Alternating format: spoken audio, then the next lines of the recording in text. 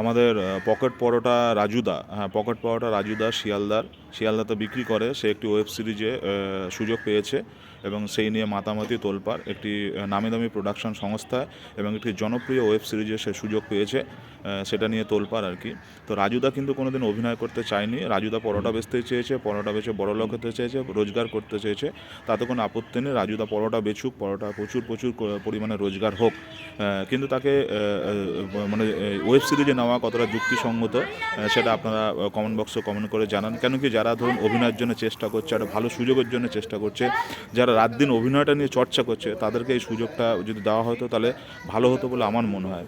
নাহলে এইভাবে পরোটাওয়ালাকে নিয়ে মাতামাতি বা বাদামওয়ালাকে নিয়ে মাতামাতি করলে কিন্তু ধরুন আবৃত্তি বা ধরুন হচ্ছে অভিনয়, নাচ গান, খেলাধুলা বা অন্য অন্য যে ব্যাপারগুলো রয়েছে, তো সেইগুলো কিন্তু আমাদের আগামী প্রজন্ম ইগনোর করতে চাইবে এবং তারা পরোটা বেচতে বেশি উৎসাহিত হবে। কেন পরোটা বেচে তো বেশি ভাইরাল হওয়া যায়, পরোটা বেচে সেখানে হচ্ছে সেলিব্রিটি হওয়া যায়।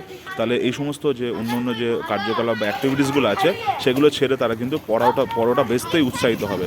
তাহলে আমরা কিন্তু পক্ষান্তরে বা অজান্তে কিন্তু আমাদের যে আগামী প্রজন্ম তাদেরকে কিন্তু ওই পরোটা বেচতে উৎসাহিত করছি কি না একবার চিন্তা করে দেখবেন। কোনো পেশাই ছোটো নয়, তাকে আমি কোনো পেশাকে ছোটো করছি না।